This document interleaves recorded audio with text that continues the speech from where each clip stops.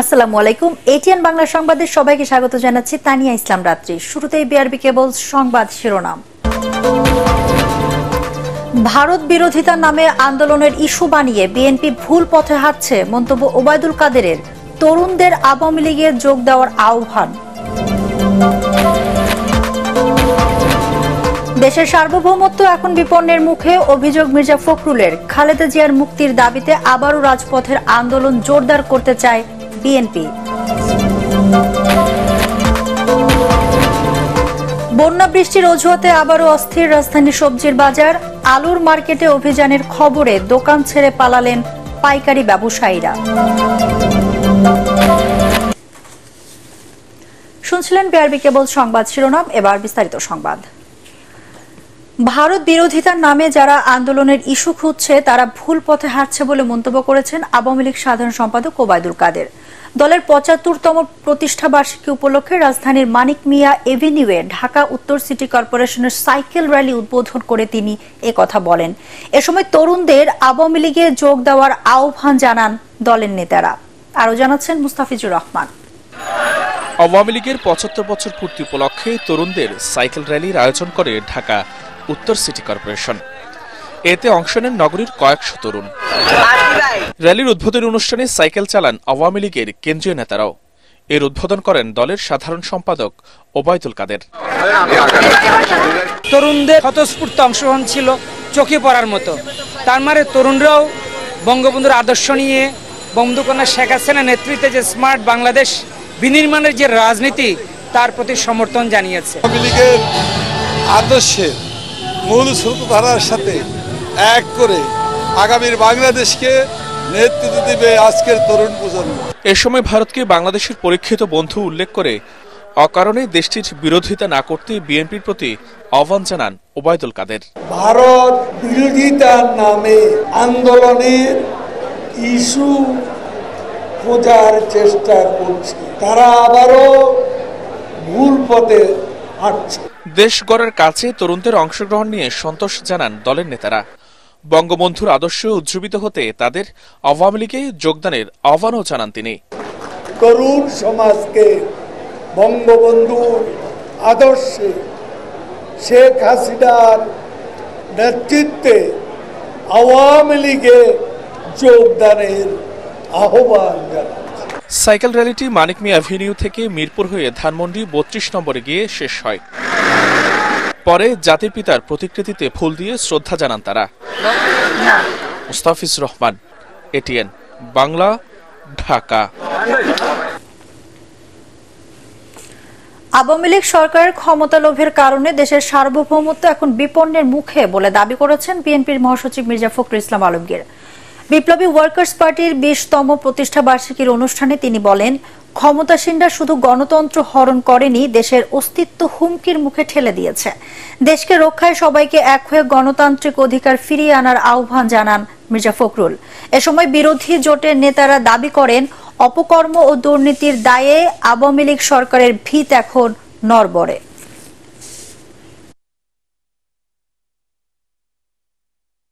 মূল একটি লক্ষ্য, সেই লক্ষ্যটি হচ্ছে যে দেশে গণতান্ত্রিক যে অধিকার সেটাকে ফিরিয়ে নিয়ে আসা, আমাদের ভোটের অধিকারকে ফিরিয়ে নিয়ে আসা, গণতান্ত্রিক রাষ্ট্র নির্মাণ করা। সেই লক্ষ্যে আমরা একসাথে কাজ করছি। আমি বিশ্বাস করি, শুধু আশা নয়, বিশ্বাস করি যে আমাদের এই আন্দোলন কখনো ব্যর্থ হবে না। আমাদের এই আন্দোলনে আমরা অবশ্যই সফল হব, কারণ জনগণের পক্ষের যে আন্দোলন, সত্যের পক্ষের যে আন্দোলন, ন্যায়ের পক্ষের যে আন্দোলন, রাষ্ট্রকে রক্ষা করবার যে আন্দোলন, সমাজকে রক্ষা করবার যে আন্দোলন, এটা কখনো ব্যর্থ হতে পারে না। বেগম খালেদা জিয়ার মুক্তির ইস্যুকে কেন্দ্র করে আবারও নেতাকর্মীদের উজ্জীবিত করে রাজপথের আন্দোলন জোরদার করতে চায় বিএনপি। দলের সিনিয়র নেতারা জানান, ভারতের সাথে অসম চুক্তি, দুর্নীতি, দ্রব্যমূল্যের ঊর্ধ্বগতির মতো ইস্যুতে নানা কর্মসূচি দিয়ে সরকারকে চাপে রাখতে চান তারা। এটিএন বাংলাকে তারা জানান, আন্দোলনের পাশাপাশি বিএনপি ও অঙ্গ সংগঠনগুলো পুনর্গঠনের প্রক্রিয়াও চলবে। মইনুল হাসানের রিপোর্ট। দীর্ঘদিন পর দলীয় প্রধান বেগম খালেদা জিয়ার মুক্তির দাবিতে রাজপথে নামছে বিএনপি। এরই মধ্যে মহানগর জেলা পর্যায়ে সমাবেশের কর্মসূচিও ঘোষণা করা হয়েছে। বেগম জিয়ার মুক্তির দাবিতে কার্যকর আন্দোলন গড়ে তুলতে না পারায় হাইকমান্ডের উপর ক্ষোভ রয়েছে বিএনপির তৃণমূল নেতাকর্মী সমর্থকদের মধ্যে। সরকার পতন আন্দোলনের ব্যর্থতা, মামলা, গ্রেফতারে বিপর্যস্ত নেতাকর্মীদের আবারও রাজপথে সক্রিয় করতে তাই চেয়ারপারসনের মুক্তির দাবিতে সোচ্চার হওয়ার পথে হাঁটছেন নীতি নির্ধারকরা। আমাদের প্রত্যেকটা উপজেলা, পৌরসভা, ইউনিয়ন, জেলা, বিভাগ শক্তিশালী রূপ নিচ্ছে। আমরা আবার পুরোদমে সরকার বিরোধী অর্থাৎ সরকারের কর্মকাণ্ডের বিরুদ্ধে আন্দোলনের প্রস্তুতি নিচ্ছি। যে দেশনেত্রীর নিঃশর্ত মুক্তি এই মুহূর্তে সবচেয়ে বড় জরুরি।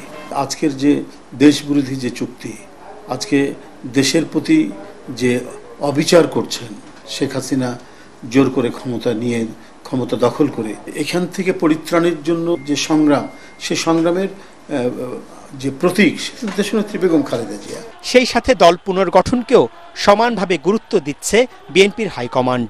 এরই মধ্যে ভেঙে দেয়া হয়েছে ঢাকা, চট্টগ্রাম, বরিশাল মহানগর বিএনপি ও যুবদল কেন্দ্রীয় কমিটি। বিলুপ্ত ও মেয়াদোত্তীর্ণ কমিটি পুনর্গঠন দ্রুতই শেষ হবে বলে জানান সিনিয়র নেতারা। কিছু ঘুণে ধরা আমরা নেতা আছি বা যারা পদে আছি তারা আসলে ঘুণে ধরে গেছে, তাদেরকে সরিয়ে যদি নতুনকে আনা হয়, নতুন প্রজন্মকে আনা হয়, আমি এটাকে স্বাগত জানাই। কমিটি তো একটা সংগঠনের, বৃহত্তর সংগঠনের ইঞ্জিনের মতো।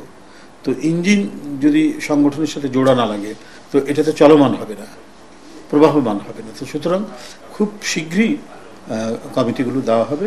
তবে নানা কারণে বৈরী পরিস্থিতিতে সহসাই দলের জাতীয় কাউন্সিল করা সম্ভব হবে না বলেও মনে করেন তারা। মইনুল আহসান, এটিএন বাংলা, ঢাকা। উচ্চশিক্ষা লাভ করে শুধু নিজের জন্য নয়, দেশ, সমাজ ও বিশ্ব মানবতার সেবায় আত্মনিয়োগ করতে তরুণ গ্রাজুয়েটদের প্রতি আহ্বান জানিয়েছেন পররাষ্ট্রমন্ত্রী ডক্টর হাসান মাহমুদ। গাজীপুরে ইসলামিক ইউনিভার্সিটি অফ টেকনোলজি IUT-র ৩৬তম সমাবর্তন অনুষ্ঠানে যোগ দিয়ে তিনি একথা বলেন। তার মতে, মুসলিম দেশগুলো আরও ঐক্যবদ্ধ থাকলে গাজায় মানবিক বিপর্যয় এবং মিয়ানমারের রোহিঙ্গাদের উপর নির্যাতন রোধ করা যেত। চলমান সংঘাত বন্ধে ও বিশ্বে শান্তি ফেরাতে শিক্ষিত তরুণ সমাজকে এগিয়ে আসার আহ্বান জানান doctor Hasan Mahmud. You should work to establish brotherhood among the Muslim Ummah. Also, you should work to establish life, love, sympathy and honor across the faith and race.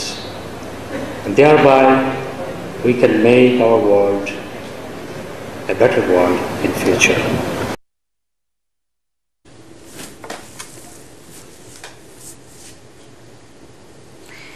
বন্যা বৃষ্টির অজুহাতে রাজধানীর সবজির বাজার আবারও অস্থির হয়ে উঠেছে। দু একটি সবজি ছাড়া বেশিরভাগই বিক্রি হচ্ছে প্রতি কেজি ৮০ টাকার বেশি দামে। টমেটো আর গাজর কিনতে হচ্ছে ১৫০ টাকায়। এদিকে আলুর বাজারে অভিযানের খবরে দোকান ছেড়ে পালিয়েছেন পাইকারি ব্যবসায়ীরা। এছাড়া চড়া ডিম ও পেঁয়াজের দাম। বিস্তারিত আদ্দিন সজীবের রিপোর্টে। ক্রেতারা খুঁজছে আলুর দোকানিকে, একটি দুটি দোকান নয়। ছুটির দিনে রাজধানীর কাউরান বাজারে আলুর আড়তে পাইকারি ব্যবসায়ীরা হঠাৎ উধাও। আপনারা ক্যামেরাওয়ালারা আইছেন, ওখানে আলুর কোনো মাহাজন না, আমরা আলু কিনতে পারতেছি না। এগুলো লোকের মাহাজন বসিয়া থাকলে এগুলো দেখেন না, আলু কিনতে পারতেছি না। দোকানদার নাই এখানে? না, পাইতেছি না। তো কতক্ষণ ধরে? এই তো ৫-৭ মিনিট। হঠাৎ করে কই গেল?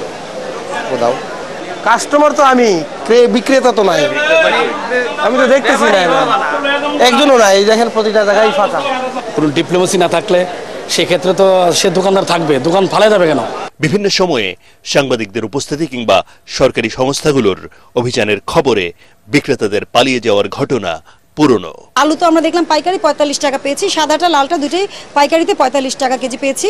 ভোক্তা অধিকার সংরক্ষণ অধিদপ্তরের ভাষায় আলুর দাম কিছুটা নেমেছে, কেজি প্রতি ৪৫ টাকা। যদিও ব্যবসায়ীদের তথ্য ভিন্ন, পাইকারিতে কেজি প্রতি ৫২ থেকে ৫৬ টাকা পর্যন্ত।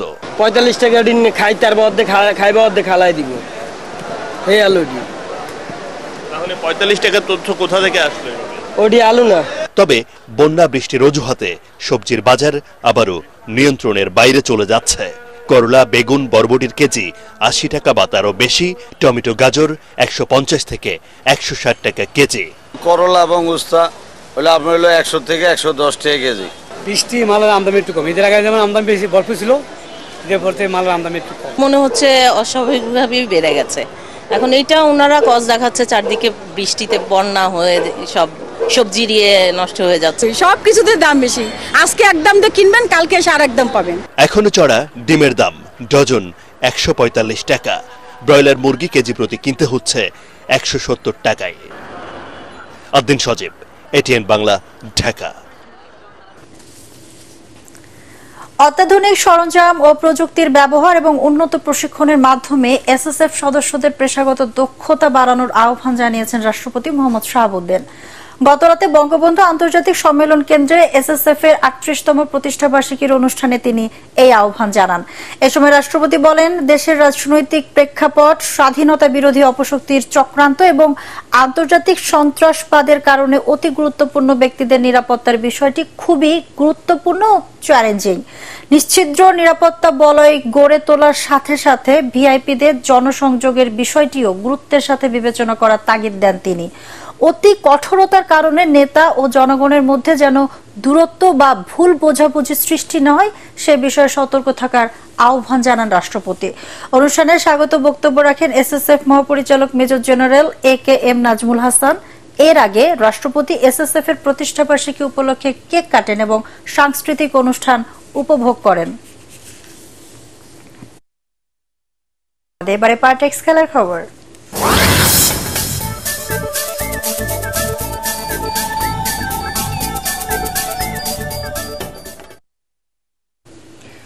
এবারে টি-20 বিশ্বকাপে বাংলাদেশের প্রাপ্তির চেয়ে ব্যর্থতা বেশি ছিল বলে স্বীকার করলেন দলের সহ অধিনায়ক তাসকিন আহমেদ। বিশ্বকাপের ব্যর্থ মিশন শেষে দেশে ফিরে শুক্রবার সকালে বিমানবন্দরে টাইগার পেসার বলেন, দীর্ঘ 10 বছরের ক্যারিয়ারে এমন ধারাবাহিক ব্যাটিং ব্যর্থতা এর আগে কখনো দেখেননি তিনি। আরো জানাচ্ছেন মুশফিকুর রহমান। প্রায় 36 ঘন্টার ভ্রমণ শেষে অবশেষে ঢাকায় ফিরেছে বাংলাদেশ জাতীয় ক্রিকেট দল। ভিআইপি গেট দিয়ে একে একে বেরিয়ে আসে শান্ত তাসকিনরা, তবে সবার চোখে মুখে ছিল হতাশার ছাপ। বিশ্বকাপের গ্রুপ পর্বে 3টি ম্যাচে জয় পেলেও সুপার 8-এ চরম ব্যর্থ টিম টাইগার। আফগানদের বিপক্ষে ইতিহাস গড়ার সুযোগ পেলেও তা হাতছাড়া করে নাজমুল হোসেন শান্তর দল। পুরো আসরে টপ অর্ডার ছিল অধারাবাহিক। বাংলাদেশের সহ অধিনায়কও স্বীকার করেন নিজেদের ব্যর্থতা। কয়েকটা ম্যাচ আমাদের হয়তো জেতার কথা ছিল বা সেই অনুযায়ী পারেনি, আর স্পেশালি লাস্ট ম্যাচটা যেটা, ওটা 12 ওভার 1 বলে আমাদের সবারই প্ল্যান ছিল চেস করার এবং আমরা সেই ইন্টেন্ট নিয়েই খেলা শুরু করেছিলাম। তারপর ওটাও ট্রাই করে আমরা পারিনি আনফর্চুনেটলি, কিন্তু কি করার, সামনে আগে যেতে। তবে ব্যাটসম্যানরা ব্যর্থ হলেও ঠিকই জ্বলে উঠেছিলেন বোলাররা। বিশ্বকাপে সর্বোচ্চ উইকেট শিকারীর তালিকায় শীর্ষ 10-এ আছেন রিশাদ হোসেন ও তানজিম সাকিব, যা ইতিবাচক বলেছেন তাসকিন। আগের থেকে তো ইমপ্রুভ হচ্ছে, খালি মাইনাস পয়েন্ট দেখলে তো হবে না, এমনি তো মাইনাসেই আছি আমরা, তো প্লাসে আসার তো সর্বোচ্চ চেষ্টা করছি, তো করেই যাব। এবং আপনারা হতাশ হচ্ছেন স্বাভাবিক, আবার আমরাও আপনাদেরকে ইনশাল্লাহ ভালো জয় উপহার দিব। তবে দলের সাথে একই বহরে আসেননি সৌম্য সরকার ও লিটন দাস।